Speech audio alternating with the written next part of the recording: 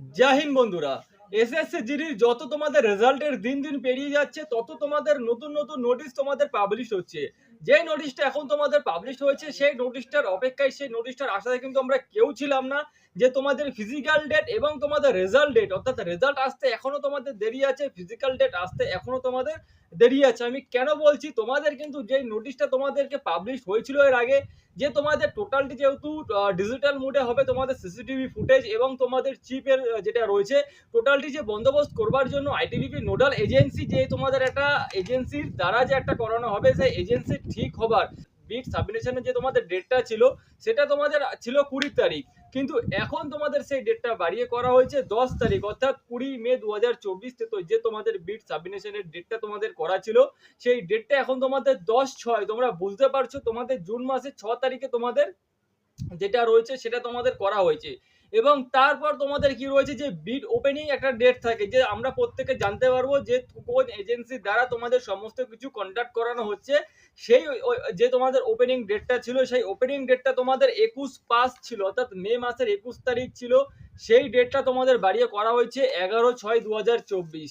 তো এখান থেকে তোমরা বুঝতে পারছো কমসে কম তোমাদের যেটা রয়েছে 20 দিনের একটা ফারাক রয়েছে। তো এই যে তোমাদের 20 দিনের ফারাকটা রয়েছে, এই নিউ নোটিফিকেশনের যে আশাটা, যেই তোমাদের অপেক্ষায় কিন্তু আমরা কেউ ছিলাম না, কিন্তু এই সমস্ত কিছু যে তোমাদের ডিজিটাল মোডে হওয়ার জন্য যে এজেন্সির দ্বারা সমস্ত কিছু ডিজিটাল যে ইনস্ট্রুমেন্ট গুলো অ্যারেঞ্জমেন্ট হবে, এজেন্সি এখনো তোমাদের ঠিক হচ্ছে না, যার ক্ষেত্রে তোমাদের ডিলে হচ্ছে।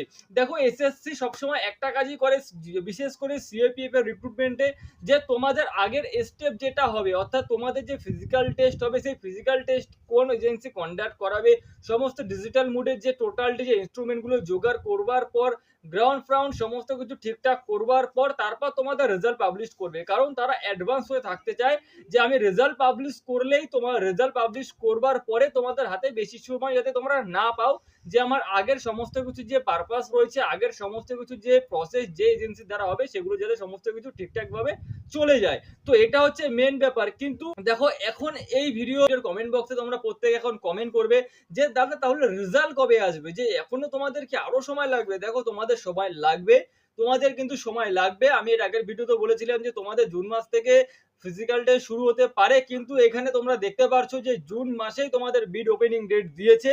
তো এইখানে কিন্তু তোমাদের বিড ওপেনিং ডেটের পরেই কিন্তু তোমাদের রেজাল্টটা আসবে, অর্থাৎ তোমাদের 11/6/2024 তোমাদের লাস্ট যেটা রয়েছে বিড ওপেনিং ডেট রয়েছে, এই ডেটের পরেই কিন্তু তোমাদের যেটা রয়েছে রেজাল্ট আসবে। আর রেজাল্ট আসার 25 থেকে 30 দিনের মাথায়, অর্থাৎ জুলাই তোমরা ধরতে পারো, তোমাদের ফিজিক্যাল টেস্ট স্টার্ট হবে। তো আমি একটা কথা বলবো, যারা রেজাল্টের ভারী অপেক্ষায় করছো, যারা ডিপ্রেশনে রয়েছো, চিন্তায় রয়েছো, দেখো ভাই, চিন্তা প্রত্যেকেরই রয়েছে, কিন্তু তার সাথে সাথে আমি একটাই অ্যাডভাইস দেবো, নাম্বার যদি তোমার ভালো থেকে থাকে, তুমি তোমার ফিজিক্যাল প্র্যাকটিস জারি করে দাও, ফিজিক্যাল প্র্যাকটিস শুরু করে দাও, যাতে একটা ভ্যাকান্সি ফিজিক্যাল টেস্টটা কোয়ালিফাইড করে, মেডিকেল টেস্টটা কোয়ালিফাইড করে একটা যাতে ভ্যাকান্সি তুমি নিতে পারো।